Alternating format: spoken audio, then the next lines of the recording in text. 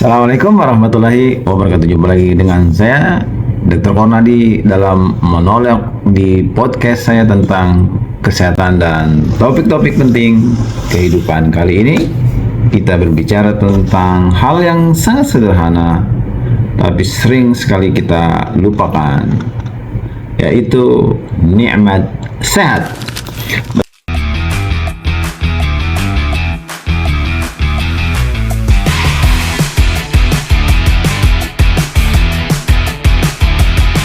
Betapa sering kita bangun dari tidur lalu langsung mengecek ponsel, buru-buru berangkat bekerja, atau sibuk mengejar target tanpa sempat benar-benar mensyukuri satu hal: tubuh ini masih bisa bergerak, paru-paru masih bisa bernapas, dan pastinya jantung masih berdetak.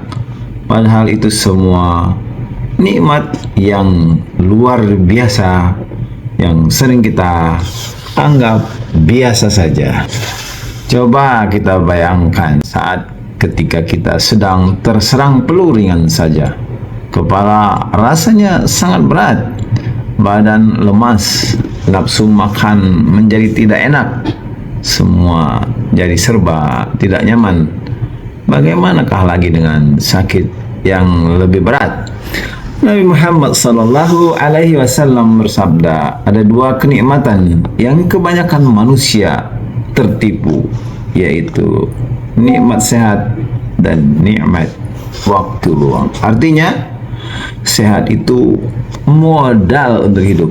Tanpa sehat, semua rencana bisa batal, aktivitas bisa berhenti, kita bisa menikmati dan melakukan produktivitas, bahkan kita kehilangan semangat untuk beribadah.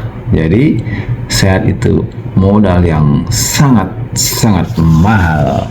Tapi apakah sakit selalu buruk? Di rumah sakit saya sering melihat dua jenis pasien.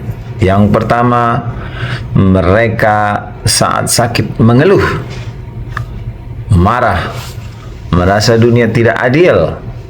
Dan golongan pasien yang kedua, mereka yang merasa sakit itu adalah ujian dan menikmati sakit dengan sabar, bahkan menjadikan sakit itu sebagai cara untuk mendekatkan diri kepada Allah Subhanahu wa ta'ala. Rasulullah bersabda, tidaklah seorang muslim ditimpa suatu penyakit melainkan Allah akan menghapus dosa-dosa sebagaimana pohon menggugurkan daunnya.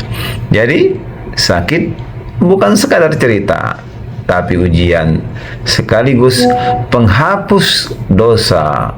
Kita mungkin kehilangan kenyamanan, tapi kita bisa mendapatkan sesuatu yang lebih besar, yaitu pahala dan pembersih jiwa.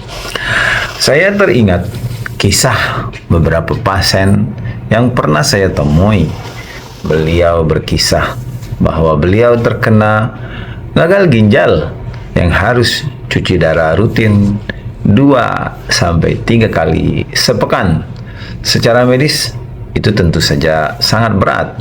Hidupnya bergantung pada mesin.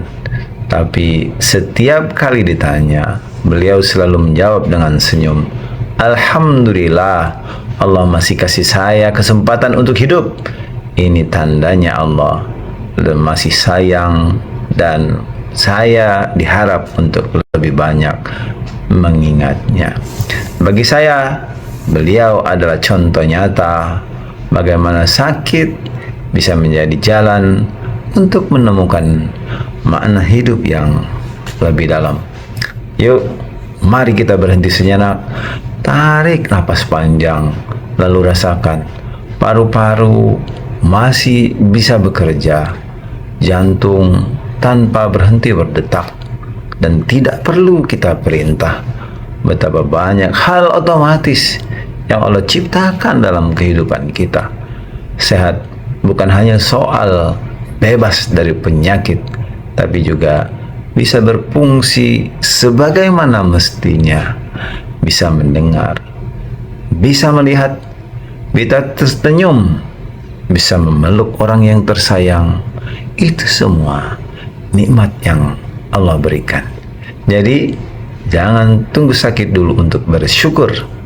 Gunakan sehat untuk berbuat yang terbaik, untuk beribadah lebih khusyuk, untuk menolong sesama, karena suatu saat ketika sakit datang, kita akan menyadari betapa berharganya hal-hal kecil yang dulu kita abaikan.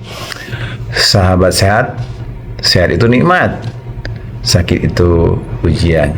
Dua-duanya adalah cara Allah mendidik kita. Semoga setelah mendengar episode ini, kita bisa lebih menghargai setiap detik yang Allah berikan kepada kita.